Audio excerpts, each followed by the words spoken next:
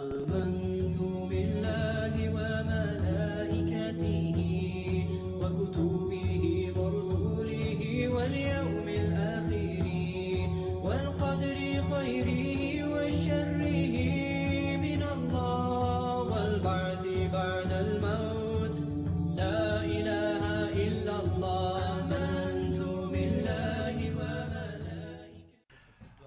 Salam alaikum wa rahmatullahi wa barakatuh. Ravi de vous retrouver dans le cadre de notre émission Le Politiste. Aujourd'hui, nous allons aborder le thème démocratie et religieux, limites et enjeux. Comme vous le savez, toujours accompagné de mes invités, que je me fais le plaisir de vous les présenter. Aujourd'hui, nous avons monsieur Ulrich Mapé. Bonjour. Bonjour, monsieur. Il faut dire que vous êtes diplômé en philosophie politique, l'Université Yaoundé 1 au Cameroun. Exactement. À côté de vous, vous avez le pasteur, monsieur Maurice Okalas.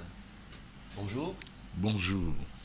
Et celui qui est en face, on ne le présente plus, il revient dans le cadre de ses fonctions de consultant permanent de l'émission Le Politiste, monsieur Ibrahim Mbongou, que la paix de Dieu soit sur vous. Merci, pareillement, ainsi soit-il. Nous vous souhaitons un très bon retour. Merci, c'est vraiment avec un grand plaisir que je renoue avec le plateau de la télévision Nour. Et c'est vraiment un réel plaisir de retrouver des compatriotes avec qui nous allons débattre sur un thème aussi important que la démocratie et la religion. Bien, avant de revenir vers vous, je vous convie ainsi que nos téléspectateurs à regarder cet élément et on se retrouve juste après. Il y a une pensée dans l'islam qui a tout de suite mis en évidence le fait qu'il y avait une séparation de l'autorité politique et de l'autorité religieuse. Même le représentant de l'autorité, celui qui dans la tradition musulmane va déterminer telle autorité, le prophète de l'islam, se trouve dans une situation à un moment donné où un de ceux qui le suivent, dans une stratégie militaire, lui disent « Ce que tu as décidé, ça vient de Dieu ou ça vient de toi ?» Lui, il lui dit, ça vient de moi. Il lui dit, alors donc c'est faux. Il faut qu'on change de place parce que ce que tu as pensé ici, c'est une mauvaise position. Et il y a le concept de la shura. Même le prophète discute avec des gens qui sont ses compagnons. Il est en minorité et il décide de suivre la majorité lui-même comme représentant de l'État. Et donc, en l'occurrence, des philosophes, des juristes ont pensé immédiatement la séparation des autorités. L'autorité qui est la représentation étatique qui vient du bas et l'autorité religieuse qui vient du haut. Et on sépare les deux, qui pose le problème apparent de la contradiction de l'islam avec la démocratie. Or aujourd'hui, je vous le dis, la contradiction de l'islam avec la démocratie est essentiellement dans le monde arabe. Elle n'est pas en Indonésie, elle n'est pas au Sénégal. On peut aujourd'hui être critique par rapport à l'évolution de la démocratie en Turquie parce qu'il y a un vrai problème, mais il y a eu des années où le jeu démocratique se jouait. Il y a énormément de pays, majoritairement musulmans, où la démocratie est présente. Ne confondez pas l'islam avec les Arabes. Et il y a aussi un problème de notre côté, c'est que nous, on parle de la démocratie, mais quand les Arabes ne pratiquent pas la démocratie, mais qu'ils ont l'argent pour qu'on se taise et qu'on ne dise rien sur le fait qu'ils ne pratiquent pas la démocratie, on se tait. On ne parle pas beaucoup du manque de démocratie en Arabie Saoudite. Parce qu'on a des intérêts. Et que moi, aujourd'hui, de là où je suis, je pose cette question-là. Dernière chose que j'aimerais dire, c'est que moi, je suis européen. Et je suis de la tradition réformiste. Et moi, je suis pour la séparation des pouvoirs et je suis pour l'autonomie de l'État. Mais je veux que nous, en tant que citoyens européens, on ne pose pas simplement la question de la séparation de l'État avec la religion, mais de la séparation de l'État avec tous les lobbies qui ont une influence sur l'État et qui font que nous, on perd notre liberté. Et monsieur Ulrich, je vous ai vu regarder cet élément avec beaucoup d'attention. À chaud comme ça, quelle est votre réaction? Oui, je voudrais encore vous dire merci. La thématique qu'on aborde ici est une thématique assez importante. La question de la séparation entre l'autorité politique et l'autorité religieuse est une problématique assez vieille. Voilà, donc nous partons dans la période du 17e, 18e siècle et la question va alimenter les débats jusqu'à la période du 20e siècle, donc avec la loi de 1905. Donc la question, elle met en évidence l'idée même de l'autonomie de l'autorité politique vis-à-vis de l'autorité religieuse. Parce qu'on va constater que pendant la période du Moyen-Âge, plus précisément, nous allons nous inscrire dans un système politique religieuse qu'on va nommer le système théocratique, autant pour moi. Donc la théocratie va être ici vue comme étant un système qui va être établi par les religieux dans le sens d'établir l'autorité divine qui désormais aura la gestion de la cité. Monsieur le pasteur Maurice, à chaud comme ça, votre réaction?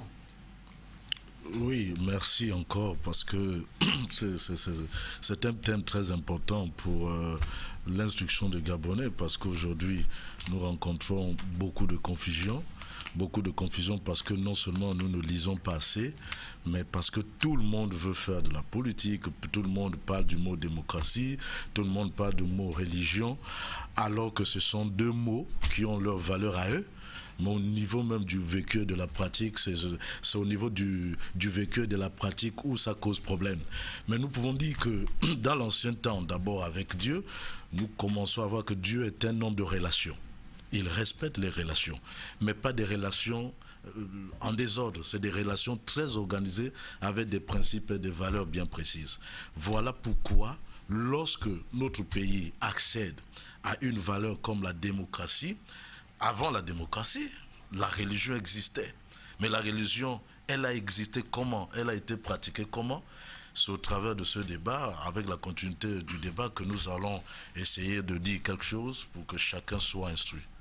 Monsieur Ibrahim Mbourou, nous constatons qu'à l'époque mohammedienne, ou bien à l'époque du prophète Mohammed, paix et soit sur lui, nous constatons qu'il n'y avait pas, on ne pouvait pas dissocier entre l'homme politique et l'homme religieux qu'il était.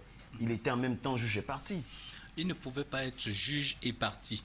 Parce que, en fait, à cette époque, le responsable religieux était à la fois aussi un responsable politique. Voyez-vous, c'est-à-dire que c'est lui qui était le leader, qui impulsait la dynamique, qui donnait le là. Et donc les autres suivaient ce qu'il disait. Et comme le pasteur l'a si bien dit, à cette époque, il n'y avait pas les relations qui existaient entre Dieu et les hommes. Ce n'était pas une relation de désordre, c'était une relation bien encadrée. Et les prophètes, les messagers et tous ceux qui ont été envoyés pour mener à bien cette mission le faisaient dans le strict respect des enseignements, bien sûr, les enseignements transmis par Dieu à travers l'ange Gabriel. Monsieur le pasteur, existe-t-il une limite entre le politique et la religion? Oui, puisque lorsqu'on définit la politique comme étant la science de la cité, donc la science de gestion de la cité, et lorsqu'on parle aujourd'hui, notre cité c'est l'État, aujourd'hui on parle de chaque système et stratégie qui sont entrepris, qui sont mises là uniquement pour gérer la cité. Mais au niveau de l'administration, Dieu est le meilleur gestionnaire. Et Dieu ne gère pas les choses comme les hommes. Dieu ne gère pas les choses pour faire plaisir aux hommes. Je me souviens que dans l'histoire, après la mort de Moïse et Josué, le peuple s'est retrouvé face à une convoitise. Dieu s'est dit, moi, je suis votre Dieu, je resterai votre chef. Quand vous avez faim, je vous donnerai à manger. Lorsque vous serez malade, je vous guérirai. Le peuple a convoité l'étranger en disant, mais les autres sont organisés. Ils sont bien instruits, ils ont des chefs. Nous, quel est ce chef que nous ne voyons pas? Donc l'homme a insisté de telle sorte que Dieu s'est lavé les mains et il a insisté, il a installé un chef par volonté permissive, le roi Saül. Et lorsqu'il est venu, le peuple a commencé à subir. Donc aujourd'hui, la démocratie, c'est la liberté, mais lorsqu'une liberté n'a pas de limite, lorsqu'une liberté n'est pas précisée, lorsqu'une liberté n'est pas encadrée, elle devient un désordre, elle devient un dérapage énorme. Et c'est ce que nous assistons aujourd'hui. Tout le monde peut parler de démocratie, mais est-ce que dans son contexte propre, démocratie signifie injure et division? Est-ce que dans son contexte propre, démocratie signifie injustice? Or, le seul côté qui peut réguler la conscience, c'est le côté religieux. Et aujourd'hui, nous ne définissons plus la religion comme la sociologie ou la philosophie le définit. Nous définissons la religion comme étant un ensemble de principes qui régule la relation entre l'homme et Dieu, puisqu'on ne peut pas étudier Dieu et le connaître. Mais Dieu se vit. Donc on rapproche l'homme vers les principes de Dieu pour que si l'homme adhère et pratique les principes de Dieu, l'homme aura une conscience régulée et l'homme pourra s'adapter à toutes sortes de niveaux, que ce soit dans la démocratie ou dans d'autres domaines de la vie. Monsieur Ulrich, dans vos propos préliminaires, vous avez parlé de la loi de 1905. Est-ce que vous pouvez nous la rappeler? Parce qu'aujourd'hui, nous constatons que le politique, lui, il est là pour gérer, lui, il a pour rôle de gérer le peuple, et que le religieux, lui, il est là pour garantir les valeurs morales. Qu'est-ce que vous pouvez nous rappeler sur cette loi de 1905? Alors, ce qu'il faudrait dire déjà, c'est que la loi de 1905 met déjà en évidence la question de la laïcité. Or, nous savons pertinemment que la question de la laïcité est directement en rapport avec la question de la liberté du peuple, donc la liberté des citoyens, dans leur capacité à pouvoir choisir d'adhérer à une obédience religieuse ou politique. Et cette liberté est garantie effectivement par le régime démocratique. Voilà, parce qu'on estime que dans la démocratie, c'est la question même de la liberté qui est au fondement de la gestion de la cité. Et l'État, le rôle de l'État, c'est de garantir ces libertés, de protéger ces libertés. Donc l'État démocratique dans son essence n'a pas pour objectif de venir en quelque sorte réprimander ces libertés, mais l'État démocratique a ce rôle régalien de garantir la liberté de tout un chacun. Et comme disait le pasteur, effectivement, on ne doit pas comprendre la liberté au sens absolu. Voilà, parce que la liberté doit être définie comme étant le respect des normes. Parce que dans un État organisé, il y a des normes, il y a des règles qui sont là pour régir le vivre ensemble, la vie en communauté. Et l'État doit veiller à ce que ces règles soient réellement respectées par les citoyens. Donc la liberté ne doit pas être vue comme étant une forme de libertinage où les citoyens sont libres d'agir comme ils veulent au nom de la démocratie. Alors là, on sort même du cadre de l'essence même de la démocratie. Et lorsqu'on parle de la religion, mais la religion nous inscrit dans une dynamique qui consiste également à moraliser l'homme, à conscientiser l'homme. Mais l'objectif qu'on poursuit, c'est le bien-être de l'homme. Donc, en dépit de tout, que ça soit l'activité politique ou l'activité religieuse, que l'on s'inscrive dans la dynamique de conscientiser les citoyens ou que l'on s'inscrive dans la dynamique de moraliser les citoyens, nous poursuivons un seul but, celui de la recherche, de la quête du bien-être, au-delà de la neutralité ou de la laïcité. Monsieur Membourou, que ce soit le religieux ou le politicien, c'est la quête du bien-être. Mais moi, je veux vous interpeller, vous qui êtes prédicateur musulman, est-ce qu'il est interdit à ce qu'un religieux puisse pratiquer la politique politicienne? Écoutez, en ce qui concerne donc déjà la loi de 1905, qu'il a eu à brillamment bien expliquer, c'est une loi qui tend vers la laïcité, c'est-à-dire permettre aux religieux de rester à l'église ou à la mosquée et à l'homme politique de faire la politique. Chez nous au Gabon, nous avons la Constitution. Et la Constitution gabonaise garantit l'exercice du culte dans notre pays. Et en ce qui concerne donc la question que vous m'avez posée, la pratique du culte est garantie à tous, mais il n'est pas permis. Il n'est pas permis à un religieux, pas un musulman ou un chrétien seulement qui va à la prière les samedis, les vendredis et les dimanches, mais je dis bien celui qui a pris comme métier, voilà, un métier comme imam ou alors pasteur, il est interdit parce que c'est clairement défini dans la constitution de notre pays. Même les prédicateurs? Oui, les confessions religieuses, je cite bien la constitution de notre pays, les confessions religieuses règlent et administrent leurs affaires d'une manière indépendante sous réserve de préserver l'ordre public. Ici donc, les choses sont claires. Nous prenons quelques lignes dans la loi de 1905 qui met clairement en évidence la séparation des églises et de l'État. Donc ici, il n'est pas permis à un homme religieux de s'immiscer dans les affaires politiques. Toutefois, ou de pratiquer de la politique. Toutefois, comme on le voit un peu au Gabon depuis quelque temps, le président de la République, comme il a l'habitude de le faire, peut solliciter le conseil des religieux. Parce que vous comprenez très bien que les religieux, c'est l'éthique, c'est la morale. Alors qu'au niveau de la démocratie c'est quoi?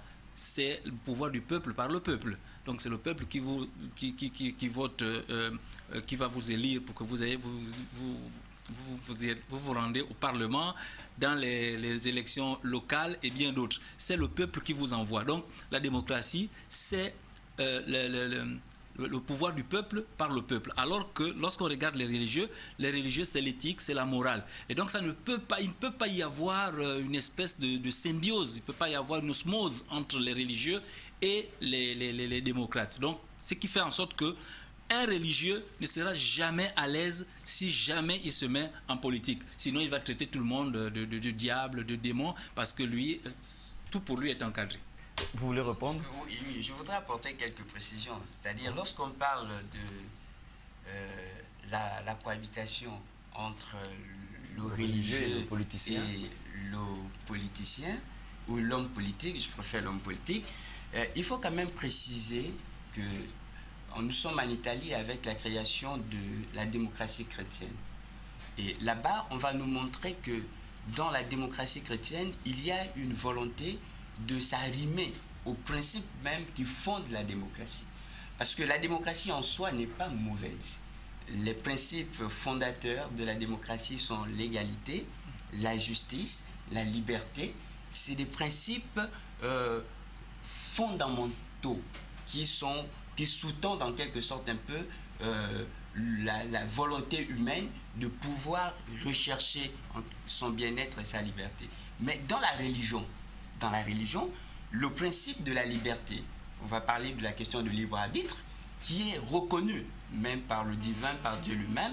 Dieu reconnaît déjà sa propre créature comme étant un être libre, voilà, qui est capable de pouvoir opérer ses choix, même si à un moment donné, il y a une orientation qui est faite par Dieu par rapport aux choix judicieux que ce dernier devrait faire. Donc, dans l'exercice de l'action politique, l'homme religieux peut, ça c'est ma thèse, c'est vous, bien sûr, l'homme religieux peut véritablement, en tant que leader d'opinion, intervenir dans la gestion de la cité.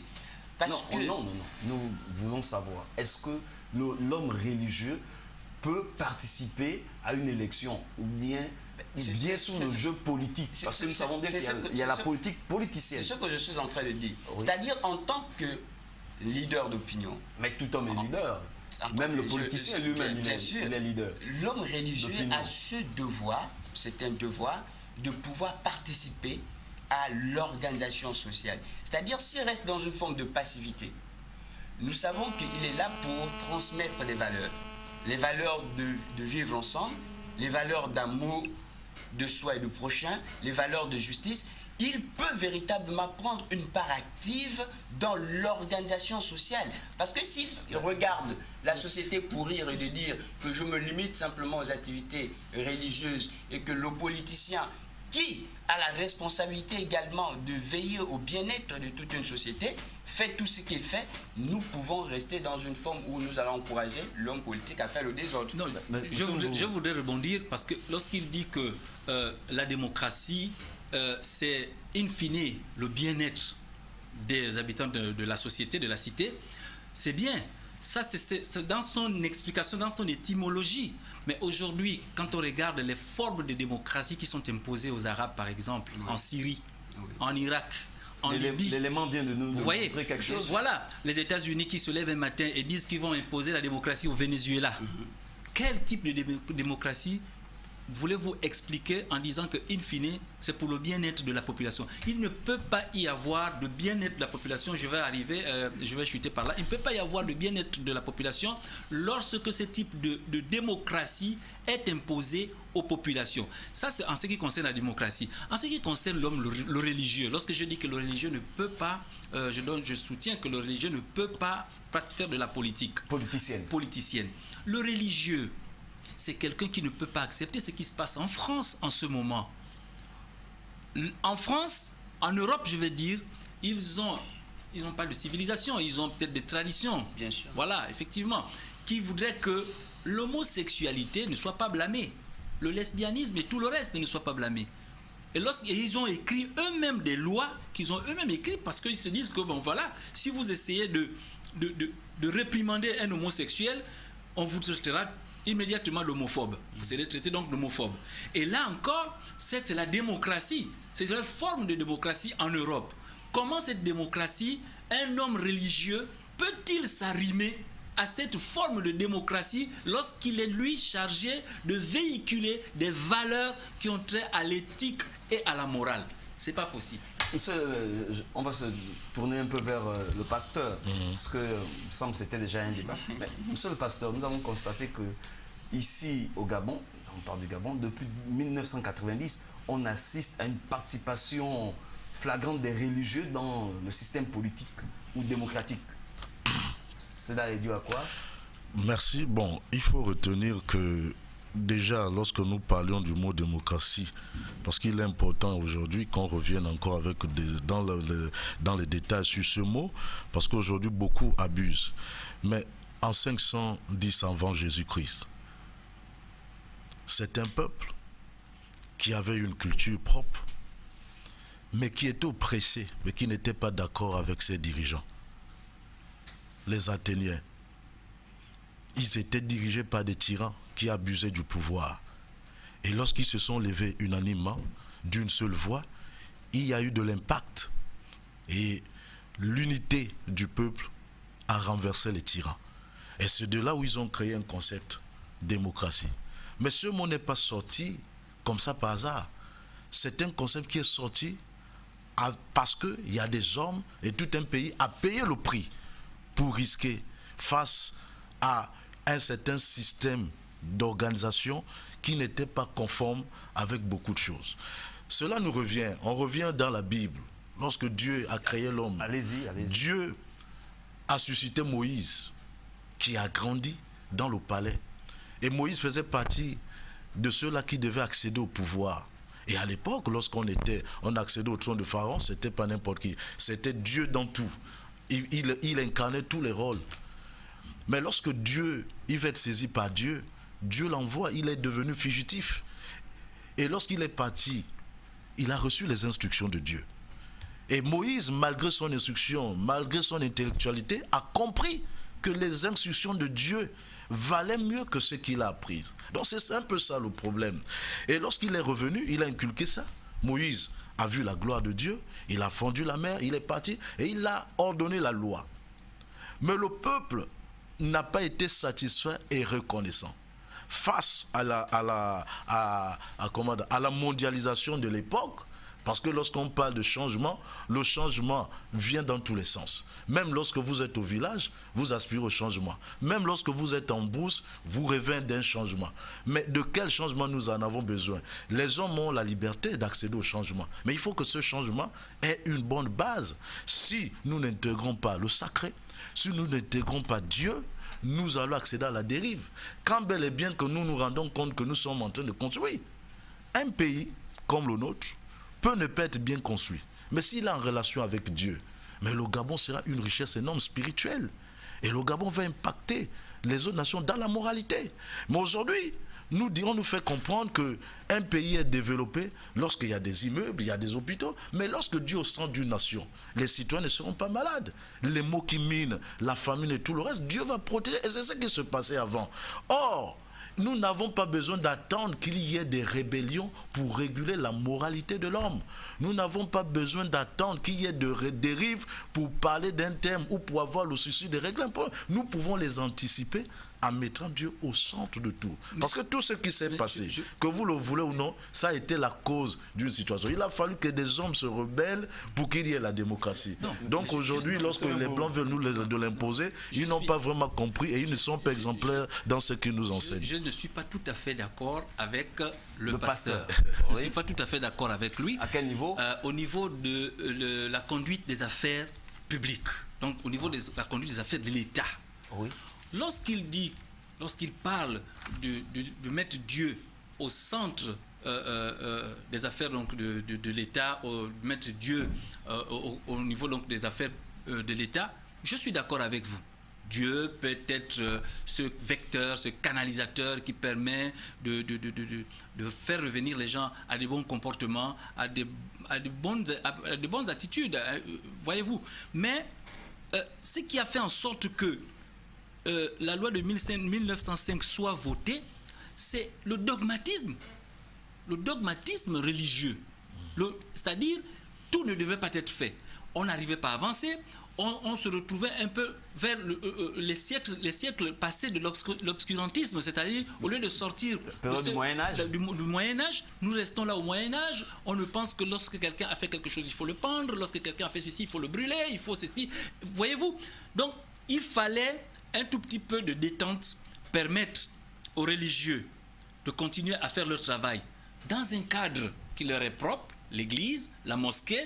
À ce niveau-là, vous pouvez moraliser les gens pour qu'ils soient de bons citoyens dans la cité. Si les gens ne sont pas bons, avec tout ce qu'il y a comme fidèles dans les églises, fidèles dans les mosquées, mais si les gens ne sont pas bons, c'est qu'il y a un problème. Ça veut dire que le travail que les religieux font dans les mosquées et dans les églises n'est pas un travail bien suivi. Je ne veux pas dire que c'est un mauvais travail, mais je dis certainement les fidèles ne suivent pas ce travail. Parce que le rôle des religieux, lorsqu'ils ont voté les lois de 1905, c'est permettre aux religieux de travailler dans un cadre, comme je le disais tantôt, à l'église et à la mosquée. Et vous voyez bien que les gens, lorsqu'ils veulent... Politiciens dans leur domaine qui leur est propre, donc la politique et tout le reste. Et là-bas où on dit couramment tous les coups sont permis. C'est-à-dire qu'il y a des gens qui disent même que la politique est sale. Ça veut dire qu'en réalité, là où il y a la morale, l'éthique et tout le reste, ça n'existe pas en politique. Or, à l'église, vous pouvez, et à la mosquée, vous pouvez sensibiliser tous vos fidèles à l'intérieur. Et lorsque ce fidèle qui a été bien sensibilisé, bien éduqué, bien formé au niveau donc de la mosquée, lorsqu'il sort, il ne peut être qu'un bon citoyen. Oui, Vous voulez rentrer dans le débat? Bien sûr. Parler de la question finalement de l'importance et du rôle de l'Église au sein de la cité, ou bien de la religion en général. Nous savons que la religion a pour objectif de humaniser de plus en plus l'homme, d'inculquer à l'homme certaines valeurs pour permettre à ce que cet homme soit un citoyen, si nous parlons de l'État, qui soit plus ou moins guidé, orienté par des valeurs de justice, par des valeurs de pardon, par des valeurs d'amour. Et de paix. Et de paix. Voilà. Ça, ce sont des valeurs qui sont véhiculées par le message religieux. Donc, quelque part, la religion contribue ici à la moralisation du citoyen. Donc, à l'éducation, voire même à la formation du citoyen. Pour faire en sorte que la société dans laquelle désormais nous allons vivre soit une société organisée, régie par des normes. Mais le politique ou le politicien intervient à quel niveau?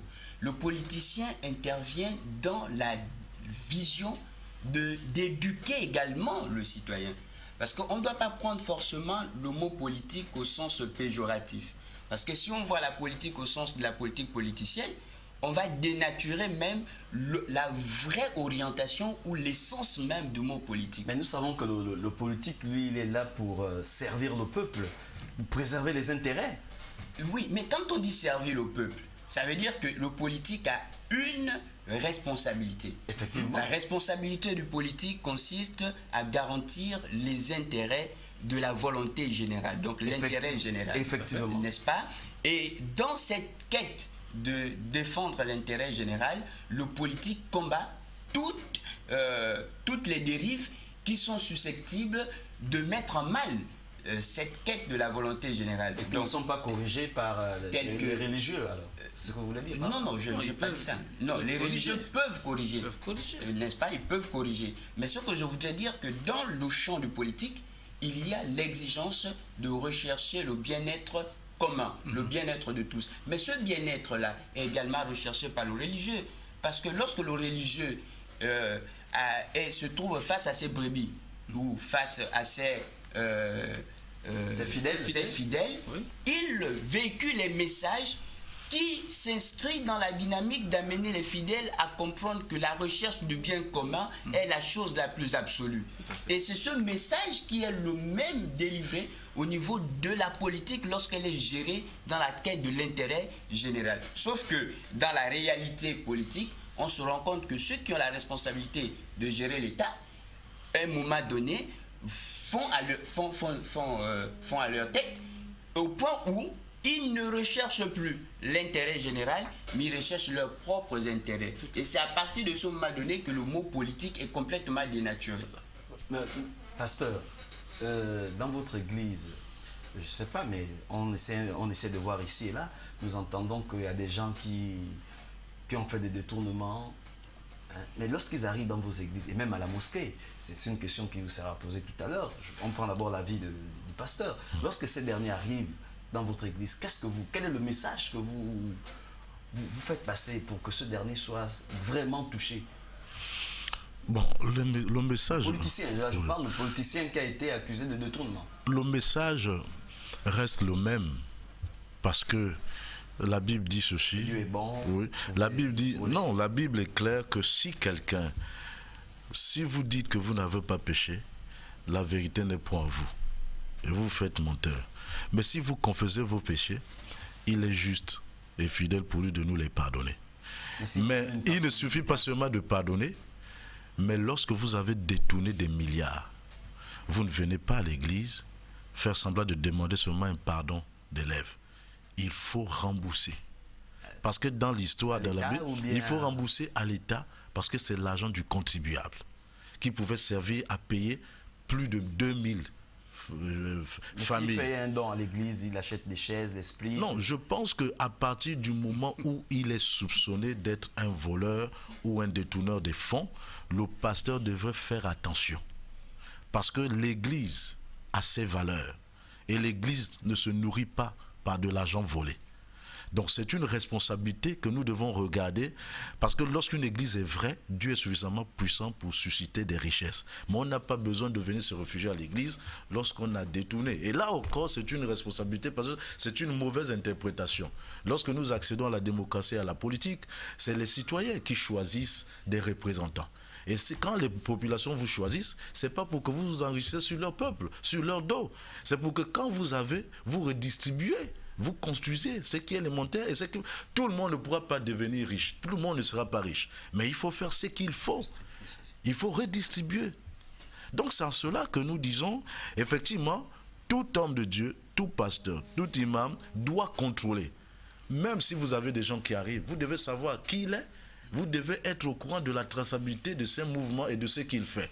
De peur que ça soit de l'argent volé ou de l'argent trafiqué. C'est de l'espionnage. Non, c'est pas de l'espionnage. Mais c'est interdit en religion, l'espionnage. Non, c'est très important d'y veiller. Pourquoi, lorsque des gens arrivent, par exemple, au tribunal ou dans un commissariat, pourquoi il y a toute une série d'enquêtes, d'auditions? Mais c'est la même chose. Ça fait partie de la conscientisation et ça fait partie de l'information. Il faut savoir avec qui vous avez affaire. Nous avons déjà un pasteur, un inspecteur. Nous allons nous tourner vers...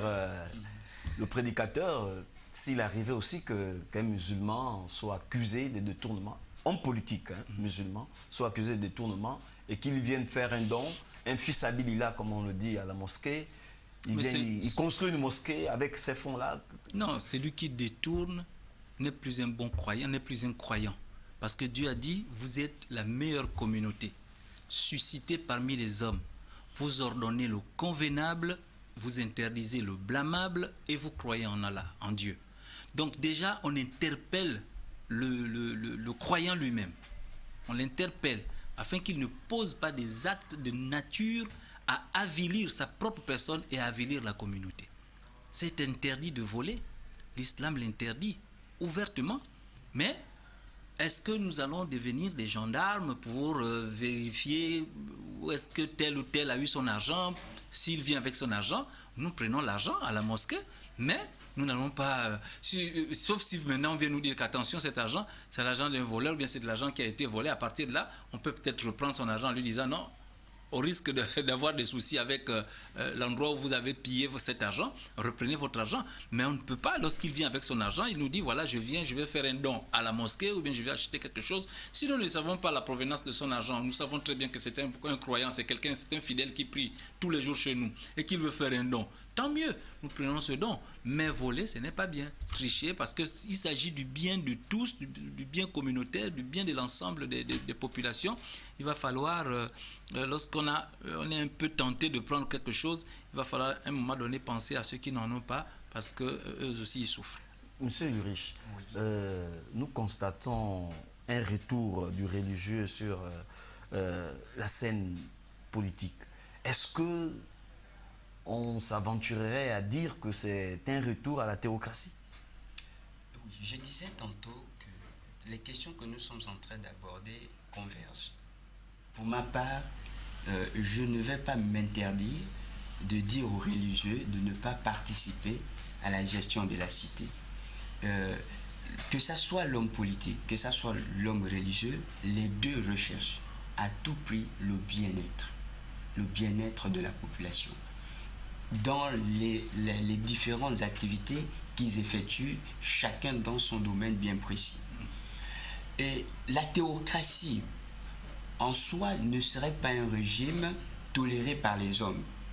Parce que l'homme aspire à la liberté. L'homme, c'est un être, comme dit Jean-Paul Sartre, l'homme par essence est liberté.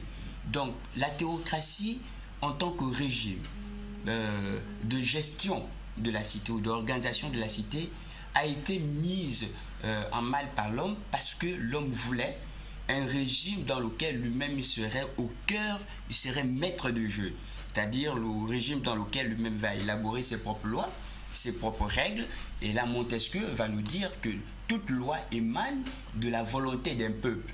Donc une loi qui n'est pas propre aux aspirations d'une communauté et d'un peuple, cette loi ne peut pas être respectée et être bien comprise par ce peuple. Donc les hommes veulent des lois qui sont capables d'être fondées par eux-mêmes et qui sont également capables d'être défaits par eux-mêmes. Or, la loi divine a une dimension absolue et sacrée. Donc du coup, l'homme dans son infaillibilité, dans son imperfection, face à la loi divine, il se retrouve comme si il était plus ou moins contrôlé complètement par Dieu. Et il ne jouissait pas totalement de sa liberté de choisir, de faire ou de ne pas faire. Et c'est dans cette dynamique-là que la démocratie a plus ou moins vu le jour. Donc nous sommes aujourd'hui dans un État moderne où la question de la théocratie ne peut plus véritablement être admise comme si on était dans la période du Moyen-Âge. Oui, Oui, rebondir dans ce qu'il est en train de dire. oui, nous avons tous constaté que d'après l'histoire, Oui. le régime théocratique a eu ses limites Oui. et a échoué. Ça, il faut le reconnaître. Mais ce que nous disons, c'est que l'arrivée de la démocratie n'est pas une mauvaise chose en tant que telle. Mais il faut que ceux-là qui ont fait de la politique un art, fassent bien leur métier pour que les gens ne se sentent pas dépassés au point d'abandonner ce qu'ils devaient faire pour dire que comme trop c'est trop, moi aussi je vais faire. Il y a beaucoup de religieux, certes, qui sont en train de se lancer dans la politique. Ce n'est pas forcément parce qu'ils ont une vocation politique, mais c'est parce que certains se sentent lésés et certains ne se retrouvent pas. Or, s'il y a une bonne faisabilité politique, s'il y a une bonne manière de faire de la politique, chacun serait dans son coin en train de participer au développement du pays. L'un est au service du peuple, l'autre est au service de Dieu, et lorsqu'il reçoit de Dieu, il transmet au peuple, et il y a équilibre. Mais lorsque tout le monde veut faire de la politique, parce que chacun ne se sent pas satisfait, c'est là le problème.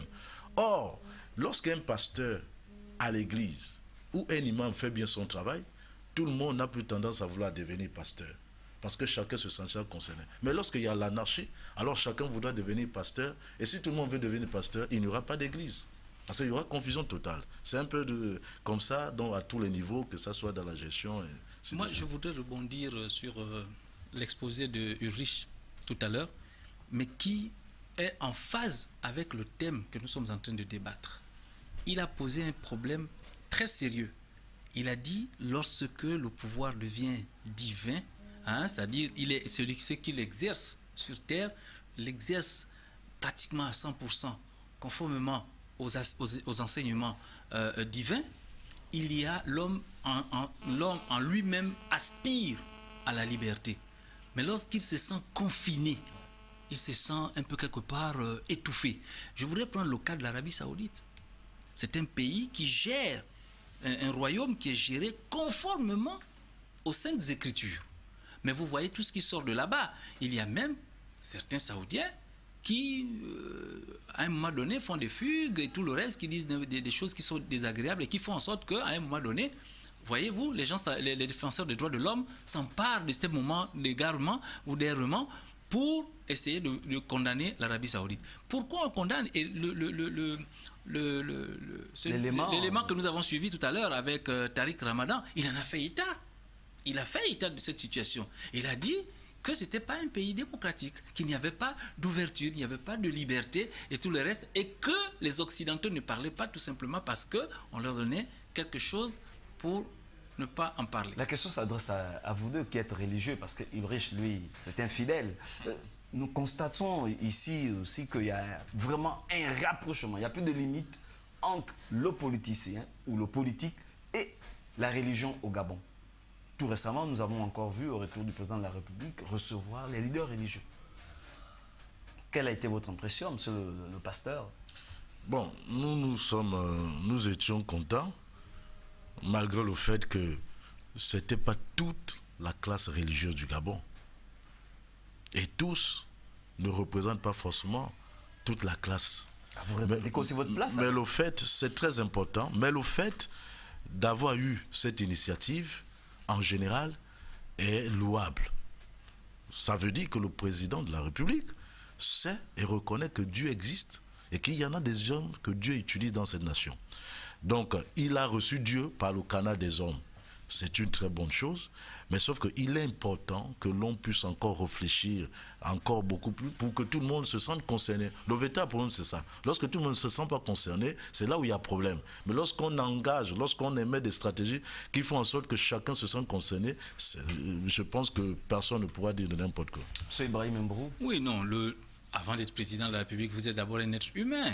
Avant d'être présentateur d'émissions de télévision, vous êtes un être humain. Vous avez vos convictions politiques, religieuses et tout le reste. Donc le président de la République est d'abord un être humain. Il a une confession qu'il a choisie, une religion qu'il a choisie, c'est la religion musulmane. Et puis il est assidu à sa religion, donc il est respectueux. Il est respectueux des autres confessions religieuses, bien qu'étant musulman. Et en étant président de la République, il est le garant de l'exercice donc de la liberté du culte, voilà, effectivement, au Gabon. Et c'est tout à fait normal. Il venait de passer une période un peu difficile. Son état... hautement difficile. Hautement difficile, au regard donc de son état de santé. Donc, il a jugé utile d'appeler les hommes de Dieu qui ont prié pour lui, qui ont vraiment sollicité la grâce de Dieu sur lui afin qu'il puisse recouvrer donc sa santé. Donc, c'était tout à fait normal en tant que croyant qu'il puisse d'abord s'adresser aux religieux. Et puis par la suite, vous avez vu, il s'était adressé aux institutionnels et tout le reste. Et après, il a fait son conseil de ministre. Donc ça veut dire qu'il y avait un cheminement qu'il avait lui-même arrêté, en commençant bien sûr par les religieux. Donc c'est un tout petit peu ça. Ce qu'on veut dire ici, c'est quoi? Il faut retenir, s'il faut retenir, Dieu existe. Nous croyons en Dieu. Nous le craignons, mais en réalité, ce que le peuple n'arrive plus à supporter, et avec l'avancée du monde, parce que le monde doit aller vers sa fin comme Dieu l'a dit, vous voyez, hein, le monde doit aller vers sa fin, donc nous ne pouvons pas arrêter la marche du monde, voyez-vous, c'est Dieu qui en a décidé, il a dit que ça sera ainsi jusqu'à la fin. Donc ici, vous allez voir un certain nombre de choses, hein, je les ai citées tout à l'heure, la pédophilie, hein, l'homosexualité, le lesbianisme. Ailleurs, ils ne condamnent plus ça, c'est fini. Lorsque vous arrivez en Europe, vous revenez de l'Afrique, parce que nous avons nos cultures, nos traditions qui ne voudraient pas que nous puissions avoir cela, et c'est contenu dans les Saintes Écritures, que ce soit dans la Bible, l'Évangile, le Coran, tout cela est condamné, c'est condamné. Mais lorsqu'on y va en Europe, en Occident, un peu partout, aux États-Unis, mais là-bas c'est libre. Il y a une certaine liberté. Vous ne pouvez plus ramener les gens en leur disant « revenez ». Certes, nous allons ramener quelques-uns, mais ceux d'autres, nous ne pouvons pas les ramener. Et Dieu en a décidé ainsi. Il a dit qu'il guide qui il veut et il égare aussi qui il veut. Donc, c'est vraiment naturel. Ulrich, nous allons nous pencher vers vous parce que là, vous allez être le porte-parole des non-religieux, des fidèles. Quelle est votre impression suite à cette réception des religieux par le chef de l'État, son Excellence Ali Bongo Ondimba? Déjà, il faut noter que le Gabon est un pays laïque. Effectivement. Et c'est reconnu par la Constitution au niveau de son article 2. En tant qu'État laïque, le chef de l'État, effectivement, comme disait mon confrère, est garant des libertés publiques. Et dans la gestion d'un État, je le dis toujours, il faut effectivement une parfaite collaboration entre le religieux et le politique. Parce que nous poursuivons, j'insiste encore, tous les mêmes objectifs, que l'on soit du côté du religieux ou du politique. Le chef de l'État, dans la gestion de la cité, est conscient de ce fait. Et il estime qu'il doit également composer avec le religieux. Il doit également composer avec la société civile. Est-ce qu'il n'y a pas de risque là? Le risque peut-être se situe au niveau des aspirations des individus qui représentent ces religions. Mais si les individus qui représentent ces religions, ces hommes de Dieu, comprennent la séparation qui existe parfaitement entre l'activité politique et l'activité religieuse, à partir de ce moment donné, il n'y a pas trop de risques. Voilà. Donc le problème, ce n'est pas tant au niveau de la religion en soi, la collaboration qui devrait exister entre la religion et le politique, mais le risque se situe au niveau des mentalités de ceux qui représentent le politique et ceux qui représentent la religion. Parce que si au départ ils ne comprennent pas qu'il y a une forte distinction entre les activités que les deux mènent, on tombe dans une confusion de genre. Or, en réalité, dans la parfaite collaboration qui doit exister, le religieux, comme disait le pasteur, doit agir dans le sens de la moralisation de la population, des citoyens, et le politique doit veiller au bien-être de ces populations dans la distribution plus ou moins équitable des biens. Et ce n'est que dans ce sens-là que l'État... Nous allons faire rapidement un dernier tour de table. Nous sommes arrivés au terme de notre mission. Comme vous avez la parole, vous allez la garder. Quel est votre mot de la fin, votre mot de la fin, mon mot de fin, mon mot de la fin, je dirais simplement merci de m'avoir invité. La thématique que nous avions abordée a été une thématique très pertinente. Et ce que je voudrais dire, c'est que pour ma part, la grande crise qui secoue le monde, c'est la crise des valeurs, la crise axiologique. Et pour régler cette crise-là, que ce soit au niveau de la religion ou au niveau de l'État, il faut une parfaite collaboration entre l'homme religieux et l'homme politique. Et que la séparation entre l'Église et l'État ne doit pas être vue au sens absolu. Monsieur Ibrahim Mbrou, votre mot de la fin. Tout à fait, je suis d'accord. Le thème que nous avons choisi aujourd'hui dans le cadre de cette émission est un thème très important. Nous voyons effectivement ce qui se passe aujourd'hui avec les violences verbales dans les réseaux sociaux, avec le manque de respect vis-à-vis des autorités politico-administratives et même auprès des autorités religieuses, puisque nous voyons des gens qui caricaturent les religieux, les imams, les pasteurs, les évêques, et tout cela sont caricaturés dans les réseaux sociaux, tout simplement parce qu'ils sont reçus par le président de la République ou bien ils sont reçus par une autorité politico-administrative. Donc aujourd'hui, je pense que chaque élément doit jouer son rôle, c'est-à-dire les politiques doivent jouer clairement leur rôle et les religieux doivent aussi jouer clairement leur rôle qui est celui de la moralisation des enfants de la cité. Et si cela n'est pas fait, alors nous aurons tous échoué, à la fois les politiques et les religieux, tous auront donc échoué. Donc il y a lieu ici de faire un effort, de pouvoir militer en faveur donc du bien-être, comme disait Ulrich, le bien-être des populations. Le pasteur, on va l'écouter pour son mot de la fin, monsieur le pasteur. Merci. Vous savez, c'est pas souvent facile de diriger et souvent beaucoup de gens n'arrivent pas à le réaliser. Mais il est temps que le politique fasse son travail et le religieux aussi reste dans son cadre. Je crois qu'aujourd'hui, nous avons intérêt à nous aimer. C'est un peu ça aussi le véritable problème. Nous devons encore beaucoup plus enseigner et prêcher l'amour et le respect des uns et des autres. Je crois qu'un homme politique n'est pas un adversaire pour un religieux. Mais au contraire, c'est un partenaire auquel, si le religieux commence d'abord à être exemplaire, le politique le sera forcément. Et ces hommes politiques qui militent et qui s'exposent, malgré le fait qu'ils ont leur famille, pour porter le dos, la nation sur leur épaule, c'est une lourde responsabilité. Nous ne devons pas seulement les calomnier, nous ne devons pas seulement les condamner, mais nous devons aussi leur apporter notre amour dans les prières, en leur sensibilisant respectueusement. Parce que ce ne sont pas des démons, ce ne sont pas des diables. Il y a des lobbies partout, ils le subissent. Mais si nous prions pour eux, la gloire de Dieu et la puissance de Dieu pourra leur protéger. Souvent, on expose, mais on ne prie pas pour que Dieu leur protège, et c'est souvent ça le mal. Or, comme le disait si bien le philosophe, tout le monde est à la recherche du bien-être. Donc le politique cherche, il réfléchit, il cherche, il vote des lois, il travaille. L'Église aussi prie, jeûne, pour qu'il y ait vraiment le développement de la nation. Donc, les deux choses sont complémentaires. Mais c'est que nous sommes dans le positif pour que le Gabon gagne.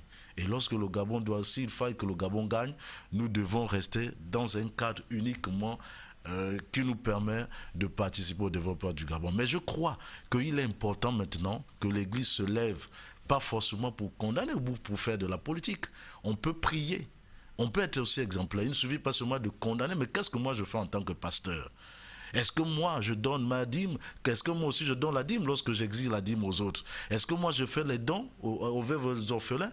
Quand j'ai des grandes voitures et que j'accuse l'homme politique, est-ce que moi aussi je distribue? C'est un peu cela. Au lieu de calomnier, de lapider, il va falloir que nous revenons sur l'exemplarité pour que lorsque notre message aussi, parce qu'il y a aussi un concept, il y a aussi un problème dans la vie spirituelle, dans le religieux. C'est-à-dire que lorsque vous êtes dans un concept et que vous ne vivez pas la chose, si vous la prêchez, elle n'aura pas d'impact et dans la vie de celui qui vous écoute et dans votre propre vie. Donc il faut chercher d'abord à vivre cela, et ce que vous vivez, si vous le prêchez, cela aura aussi de l'impact dans la nation.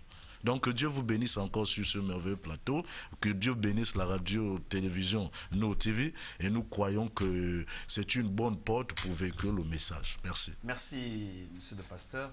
Il est difficile encore de prendre la parole après vous. Je serai obligé directement de souhaiter un excellent week-end à nos différents téléspectateurs. Merci de nous avoir regardés aussi fidèlement. À la semaine prochaine, Inch'Allah. Salam alaikum wa rahmatullahi wa barakatuh. آمنت بالله